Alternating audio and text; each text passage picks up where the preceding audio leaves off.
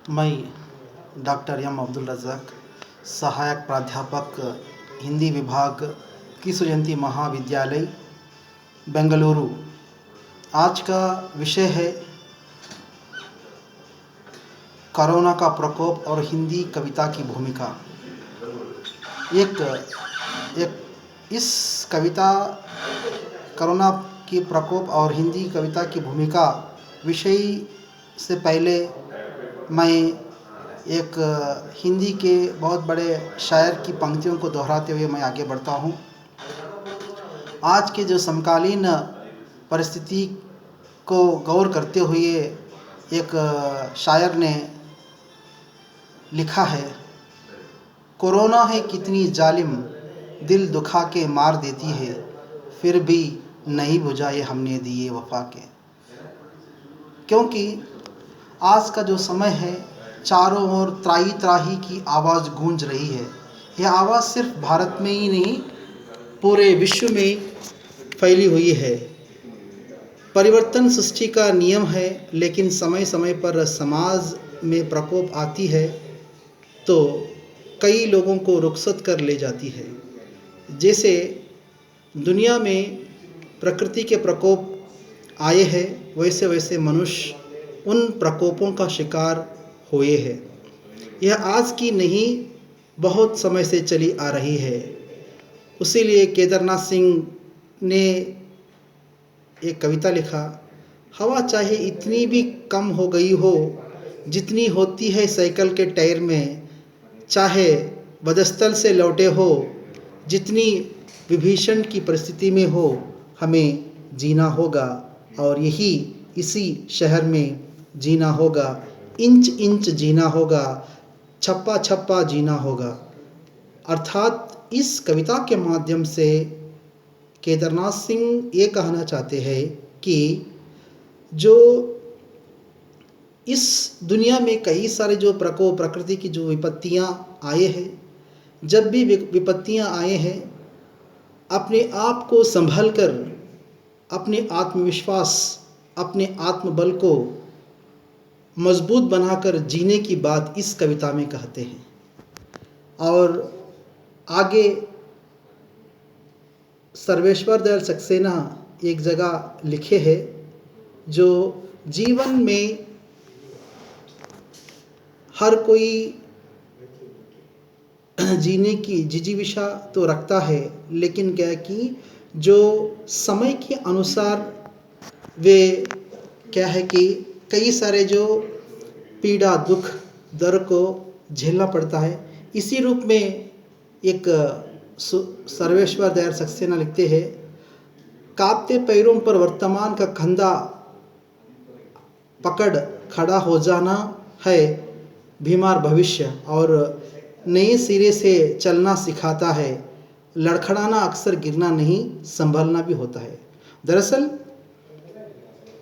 इन पंक्तियों के माध्यम से सर्वेश्वर दयाल सक्सेना ये कहना चाहते हैं कि आज के जो प्रकोप, जो कोरोना का जो प्रकोप ऐसा फैल रहा है, जो चारों ओर की जो उसका शिकार इंसान हो रहा है। एक रिपोर्ट आया है हाल ही में, जो उस रिपोर्ट में ये कहा गया कि ये यूएनओ का रिपोर्ट है। उसमें 40% लोग क्या है कि खौफ, डर, दहशत से क्या है कि मर रहे हैं। तो कविता इस समय में कविता की सबसे बड़ी योगदान ये होता है कि जो लोगों को आपस में अपने आत्मविश्वास, अपने आत्मबल और अपने मजबूती को, अपने जीवन में जीने की मजबूती को प्रदान किया है। तो इसी रूप में क्या है कि कोरोना का जो प्रकोप जैसे जैसे आया है, उस समय क्या है कि जो हिंदी में कई सारे जो कविताएं जो लिखे हैं, आपस में आत्मविश्वास को दर्शाते हैं। उसीलिए सूर्यकांत त्रिपाठी निराला एक जगह लिखते हैं, दिक जीवन जो पाता ही आया विरोध, धिक साधन जिसके लिए किया है सदा शोध। जानकी हाय उद्धार प्रिया का ना हो सका, वह एक और मन रहा राम का जो ना थका।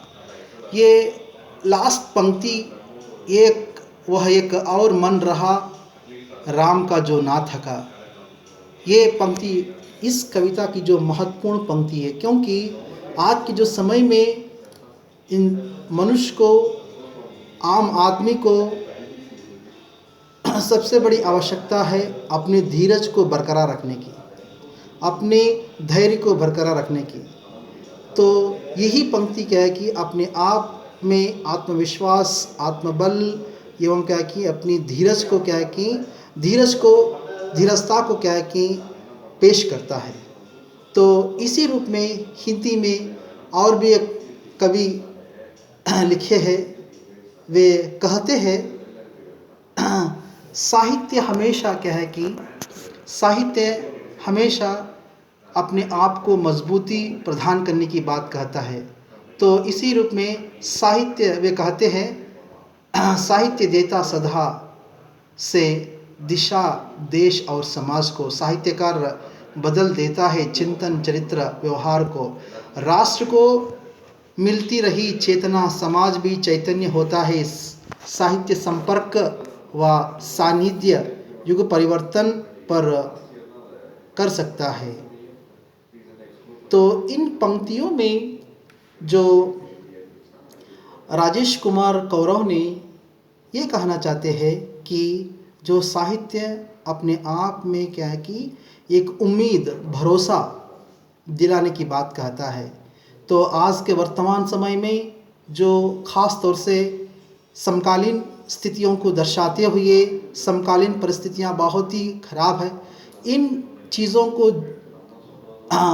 अपने जहन में रखते हुए अपने आप को संभाल कर, अपने आप को धीरजता प्राप्त करते हुए आगे बढ़ने का नाम ही ज़िंदगी है। और अंततः मैं ये कहना चाहता हूँ कि जो कोई भी साहित्य है, साहित्य तो क्या है कि जीवन को कैसे जीना ये सिखाता है।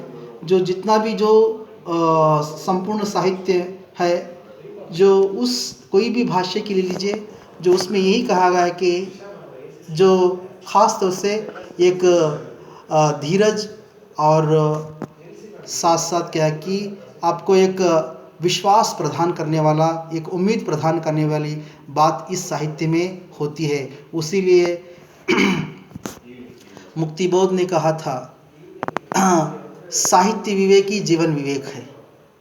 तो अर्थात क्या है कि जो साहित्य का जो जीवन का जो विवेक है वही साहित्य का विवेक है, मतलब जीवन ही साहित्य है। तो अर्थात ये इन पंक्तियों के माध्यम से जो मैं अपनी बात को विराम देता हूँ। बहुत बहुत धन्यवाद।